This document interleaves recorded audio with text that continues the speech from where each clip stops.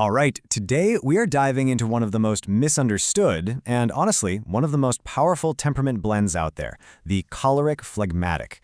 This is all about that quiet strength that sits just under a super calm surface, and we're going to unpack exactly what makes it tick. So think about it.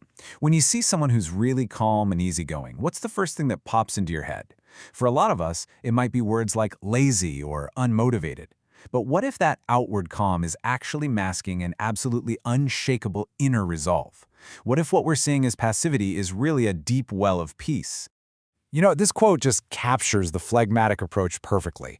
If you don't get out of the way, I'll go around. See, it's not about fighting, and it's definitely not about giving up. It's about finding the most efficient, lowest energy path to the goal. They'll get there, just without all the drama. Okay, first up, the misunderstood peacemaker. Let's start taking apart some of those common stereotypes and really get to the core of what drives this temperament.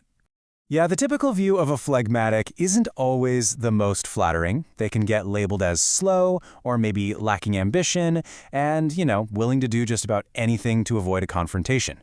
To the more, let's say, action-oriented temperaments, this can look a whole lot like laziness. But that is a complete misreading of their internal wire. And this is so crucial to understand. What temperament actually is. It is not your personality, which, gets shaped by your life, your experiences, your choices. No, temperament is the raw material. It's your biological factory setting. It's how you react before you even have a chance to think. You can't change it, but you absolutely can learn to master. So, with that in mind, let's step into the world of the phlegmatic. We're going to try to understand their unique perspective and what really, truly motivates them. Okay, so their main motivation.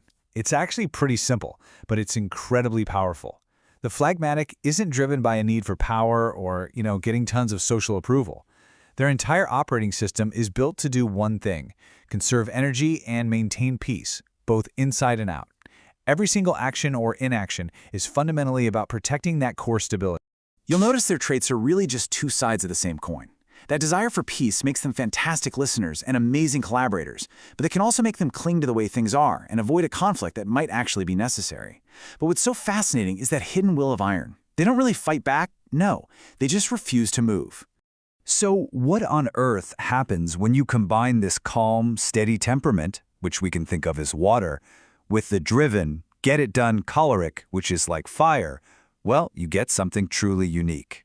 It's so important to remember that almost nobody is a pure anything. We are all a blend, usually with a main primary temperament and then a secondary one that adds all this complexity. And believe me, the choleric phlegmatic blend is a really potent one. So first, you've got the phlegmatic on the outside. This is the part everybody sees and interacts with. It's calm, it's diplomatic, it's a great listener, completely non-threatening. This is the velvet glove that makes them so easy to be around. But underneath that soft exterior, that's where you find the secondary choleric drive. This is the iron hand. It's a hidden, calculated determination that is laser-focused on achieving goals efficiently. They are totally unyielding, but in this quiet, persistent way. And that phrase just nails it, doesn't it? The iron hand in the velvet glove. These are your quiet leaders, your steady managers who get things done without all the noise and fury of a pure choleric. They manage people through stability and being objective, not by using force. It's an absolute powerhouse combo of diplomacy and determination. So how does a person like this reach their full potential? Well, every temperament has a main challenge to overcome. And for the phlegmatic, that challenge is very, very specific. The biggest hurdle for the phlegmatic is sloth. Now hold on, this isn't just about being lazy on the couch. It's a much deeper idea. It's the active refusal to sacrifice your comfort for a higher good. It's burying your talents just to avoid the risk of failure or conflict or even just plain old effort. So what's the antidote? It's the virtue of fortitude. You can just call it courage.